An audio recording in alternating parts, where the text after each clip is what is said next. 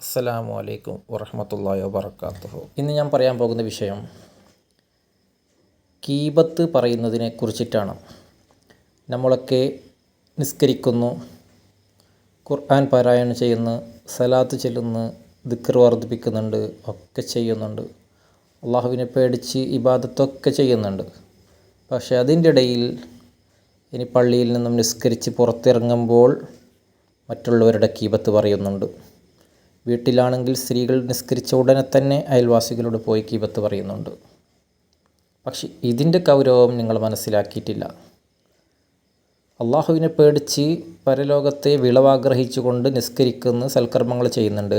പക്ഷെ നരകത്തിനെ ഭയന്നുകൊണ്ട് എൻ്റെ സൽക്കർമ്മങ്ങൾ എന്നിൽ നിന്നും നഷ്ടപ്പെട്ടു പോകുമെന്ന് വിചാരിച്ചിട്ട് അവർ ഗീബത്തിൽ നിന്നും ഒഴിഞ്ഞു മാറുന്നില്ല. നാവിനെ അവർ നിയന്ത്രിക്കുന്നില്ല. ആ കാരണം കൊണ്ട് ഇവിടെ എന്താണ് സംഭവിക്കുന്നത്?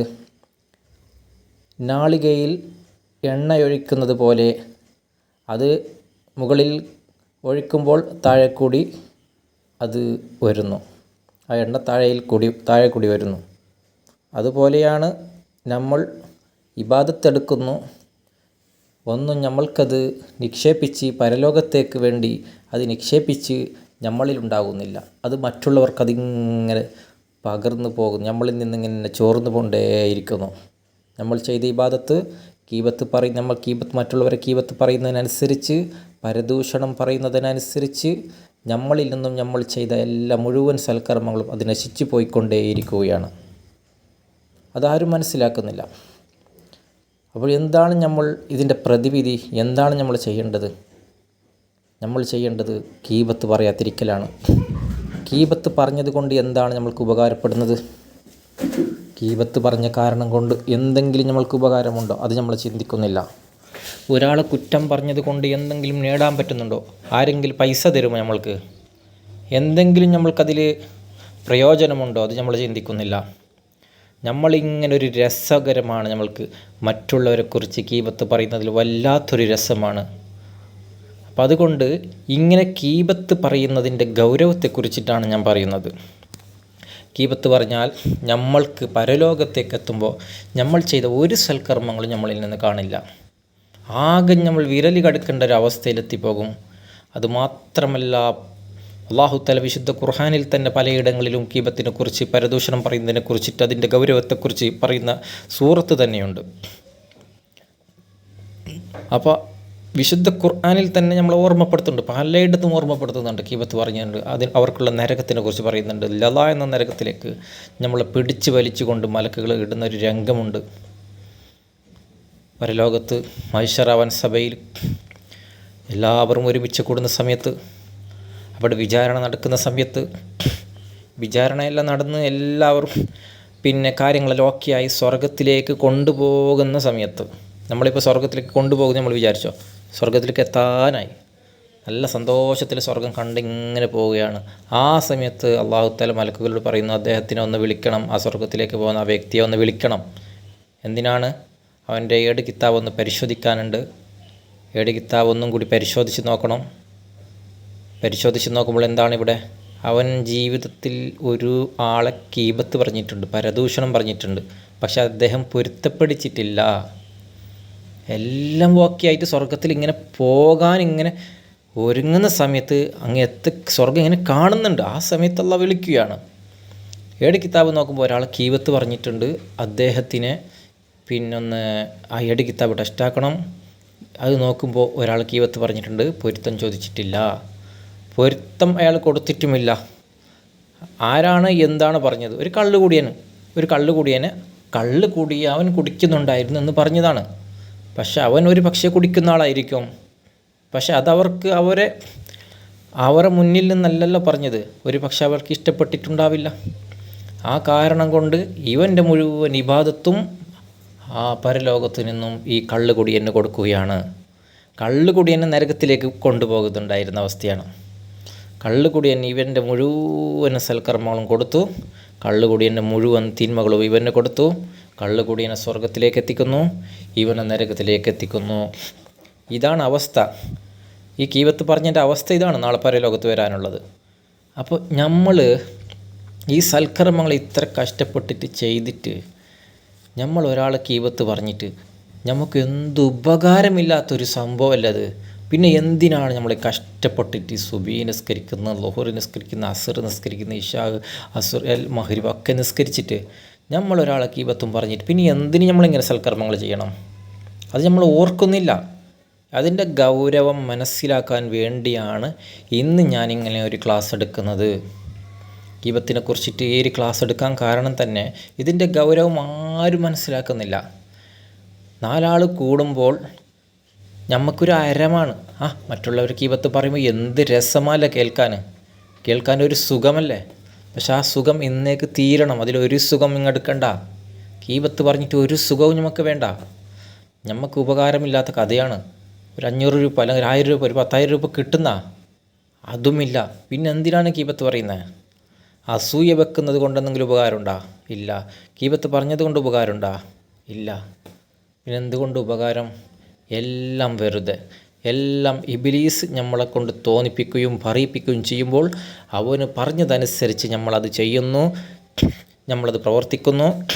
ആ കാരണം കൊണ്ട് നമുക്ക് സംഭവിക്കുന്നത് കഠിനമായ അള്ളാഹുവിൻ്റെ ഭയാനകമായ ആ നരകമാണ് നമ്മൾക്ക് കിട്ടാൻ പോകുന്നത് എന്ന് നമ്മൾ ചിന്തിച്ചാൽ പിന്നെ നമുക്ക് ഗീബത്ത് പറയാൻ പോകുകയില്ല, ആരുടെ അസൂയ വെക്കുകയില്ല, കളവ് പറയാൻ പോകുകയില്ല.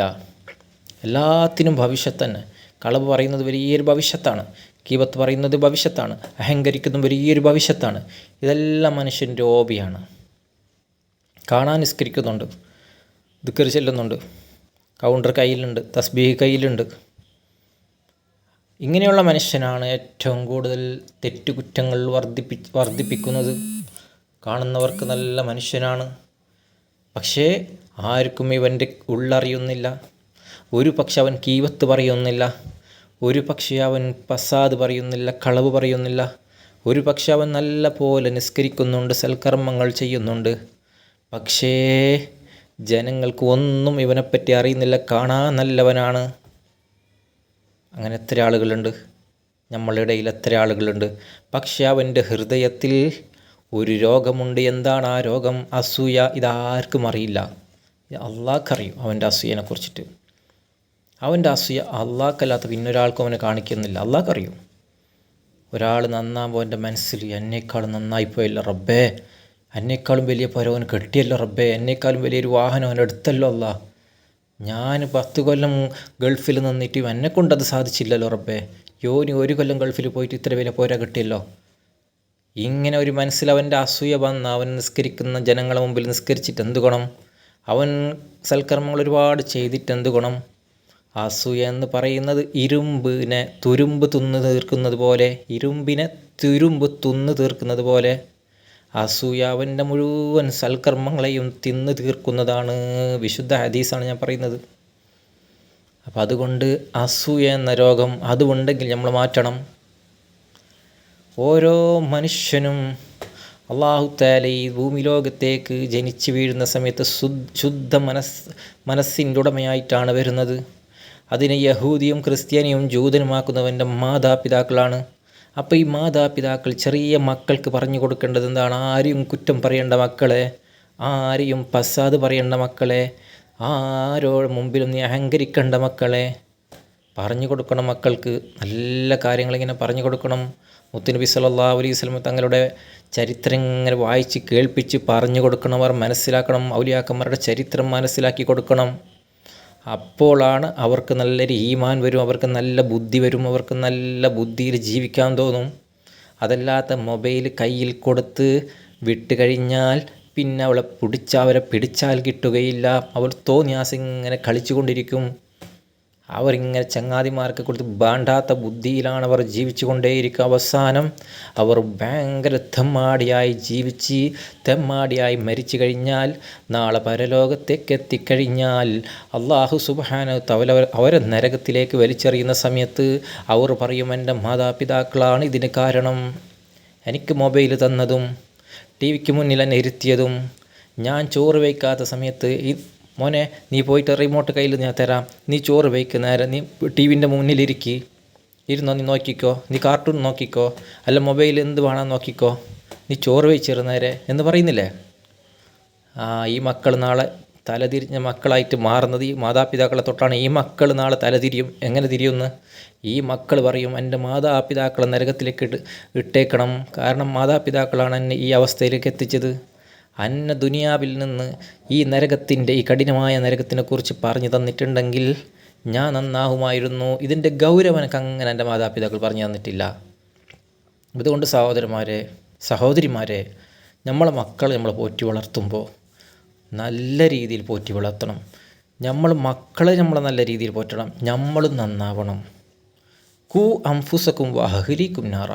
നിങ്ങൾ സ്വയം നന്നായാൽ പോരാ, നിങ്ങളെ മക്കളെയും അഥവാ നിങ്ങളെ ഭാര്യയെയും മക്കളെയും നിങ്ങളെ സഹോദരിമാരെയും ഒക്കെ നിങ്ങളുടെ കുടുംബത്തിനെയും നിങ്ങൾ നരകത്തിന് തൊട്ട് കാത്തു സൂക്ഷിച്ചോ. നരകം കഠിനമാണ്. നിങ്ങൾക്കും സഹിക്കാൻ കഴിയില്ല, നിങ്ങളെ കുടുംബത്തിനും സഹിക്കാൻ കഴിയില്ല, ആർക്കും സഹിക്കാൻ കഴിയില്ല. അതുകൊണ്ട് നിങ്ങളെ കുടുംബത്തിനെ നിങ്ങൾ സഹായിച്ചോ, നിങ്ങൾ പറഞ്ഞ് മനസ്സിലാക്കി കൊടുത്തോ, അവരെ രക്ഷിച്ചോ. നമ്മൾ നടന്നു പോകുന്ന സമയത്ത് നമ്മൾക്കൊരു കള്ളക്കുഴി കണ്ട്, കള്ളക്കുഴി ആരോ ഇങ്ങനെ വലിയൊരു കുഴി കുഴിച്ചിട്ട് അതിൻ്റെ മുകളിൽ കുറേ വേറിൻ്റെ കഷ്ണങ്ങൾ വെച്ചിട്ട് ചാക്കിട്ടിട്ട് മണ്ണിട്ടിട്ട് മൂടിന് ആരെങ്കിലും നടന്നു പോയാൽ ആ കുണ്ടിൽ വീഴും. ഇത് നമ്മൾക്ക് കണ്ടിട്ടുണ്ട്. നമ്മളത് മറ്റുള്ളവരോട് പറഞ്ഞു കൊടുക്കുന്നില്ല. അവർ അതിൽ വീണിട്ട് മരിച്ചിട്ട് പോട്ട്. വലിയ കുണ്ട്, വീണാൽ മരിക്കും. ഈ ഒരു അവസ്ഥയുള്ളൊരു കുണ്ട് നമ്മൾ അറിഞ്ഞാൽ നമ്മൾ പറഞ്ഞു കൊടുക്കൂലേ?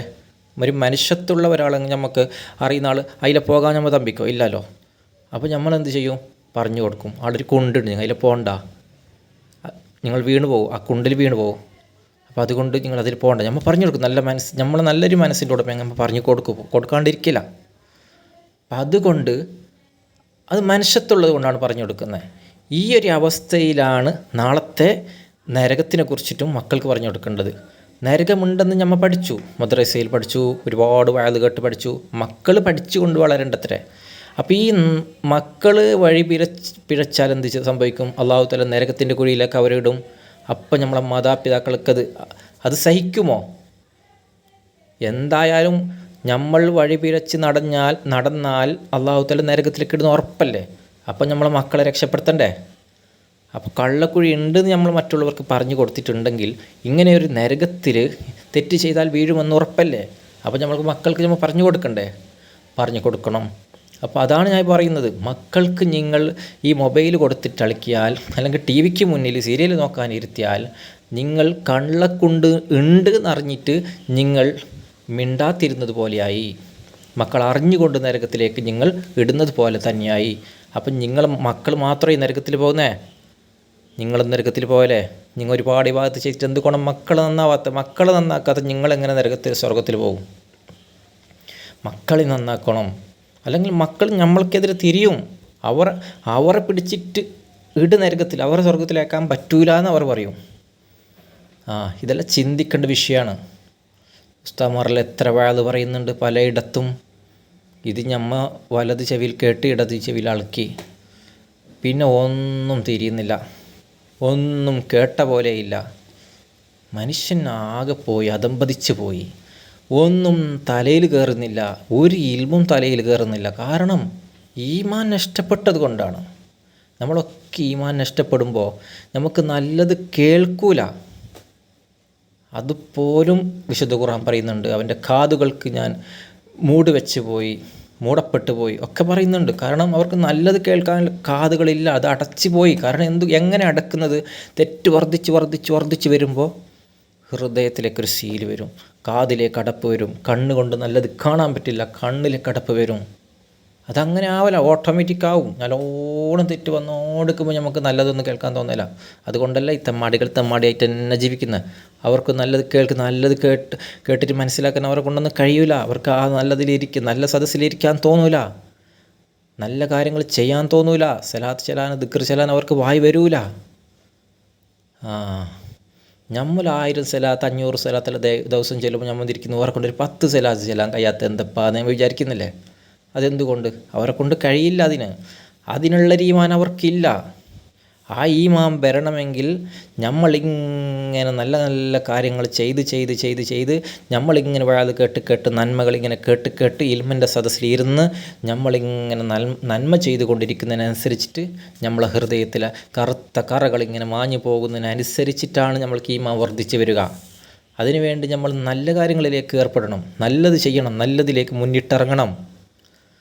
അല്ലാഹു തആല നമുക്ക് നല്ല കാര്യങ്ങൾ ചെയ്യാനും നല്ലത് പ്രവർത്തിക്കാനും അതുപോലെ നമ്മൾ കേട്ടതനുസരിച്ച് ജീവിച്ച് നമ്മൾ അത് മറ്റുള്ളവർക്ക് പകർന്നു കൊടുത്ത് അവരെയും നന്നാക്കാനും അല്ലാഹു തആല നമുക്ക് തൗഫീക്ക് നൽകി അനുഗ്രഹിക്കുമാറാവട്ടെ എന്ന് ഞാൻ പ്രാർത്ഥിക്കുന്നു. അതുപോലെ നിങ്ങളും എനിക്ക് ഈ വിനീതന് വേണ്ടി നിങ്ങളും നിങ്ങളുടെ പ്രാർത്ഥനയിൽ എന്നെ ഉൾപ്പെടുത്തണം. അതുപോലെ പിന്നെ ഒരുപാട് നന്മകൾ നമ്മുടെ ജീവിതത്തിൽ പഠിക്കാൻ ശ്രമിച്ചു കൊണ്ടേയിരിക്കണം. കാരണം പഠിച്ചാൽ തീരില്ല, ദീനിനെക്കുറിച്ച് പഠിച്ചാൽ തീരില്ല, പഠിച്ചു കൊണ്ടേയിരിക്കണം. കുറച്ച് പഠിച്ചാൽ ഞാൻ എല്ലാം പഠിച്ചെന്ന് പറയാൻ ആരെക്കൊണ്ടും കഴിയില്ല. കാരണം പഠിച്ചാൽ തീരില്ല. പഠിച്ച് തീർന്നെന്ന് വിചാരിച്ചു കൂട്ടി, എന്നാലും അത് പുതുക്കിക്കൊണ്ടിരിക്കണം. അല്ലെങ്കിൽ നമ്മളെ ഓർമ്മയിൽ അത് മറന്നു പോകും. പക്ഷേ അപ്പോൾ ഇബ്ലീസ് വന്ന് കയറും, മറപ്പിക്കും. കേട്ടുകൊണ്ടിരിക്കുമ്പോൾ പിന്നെയും ഈമാൻ വർദ്ധിക്കും. വഅദ് കേൾക്കുന്നതനുസരിച്ച് ഈമാൻ വർദ്ധിച്ചു കൊണ്ടേയിരിക്കും. പിന്നെ ഖുർആൻ ഓതുന്നു, സലാത്ത് ചെല്ലുന്നു, ദിക്ർ ചെല്ലുന്നു, ഈമാൻ വരുന്നില്ല. എന്തുകൊണ്ട്? ഹൃദയം കൊണ്ട് ഓതാഞ്ഞിട്ടാണ്. ഹൃദയം തട്ടി ഖുർആൻ ഓതാഞ്ഞിട്ടാണ് ഹൃദയത്തിലേക്ക് ഈമാൻ കയറാത്തത്. സലാത്ത് ചെല്ലുന്ന ഹൃദയത്തിലേക്ക് തട്ടുന്നില്ല, അതുകൊണ്ടാണ് തെറ്റ് സംഭവിക്കുന്നത്. അല്ലെങ്കിൽ സലാത്ത് ചെല്ലുന്നവനക്ക് തെറ്റ് സംഭവിക്കില്ല. ദിക്ർ ചെല്ലുന്ന നല്ല രീതിയിൽ, എന്നാൽ തെറ്റ് സംഭവിക്കില്ല. ഹൃദയം തട്ടിച്ചെല്ലണം. ആരും മനസ്സിലാക്കുന്നില്ല ഈ കഥകളൊന്നും. ഉസ്താദ്മാർ വഅദ് പറയുന്നത് ദിക്ർ ചെല്ലെങ്കിൽ തെറ്റ് വരല, സലാത്ത് ചെല്ലെങ്കിൽ തെറ്റ് വരല. പക്ഷെ അത് ചെല്ലേണ്ടതുപോലെ ചെല്ലണം. തെറ്റ് വരല ശരി തന്നെ. അപ്പോൾ അല്ലാഹു തആല നമുക്ക് നല്ല രീതിയിൽ ജീവിക്കാൻ, അള്ളാഹുവിനെ ഭയപ്പെട്ടുകൊണ്ട് ജീവിക്കാൻ, തഖ്വയോടുകൂടി ജീവിക്കാൻ അള്ളാഹു തൗഫീക്ക് നൽകി അനുഗ്രഹിക്കുമാറാവട്ടെ എന്ന് പ്രാർത്ഥിച്ചുകൊണ്ട് ഞാൻ നിർത്തുന്നു. അസ്സലാമു അലൈക്കും വറഹ്മത്തുള്ളാഹി വബറകാതുഹു.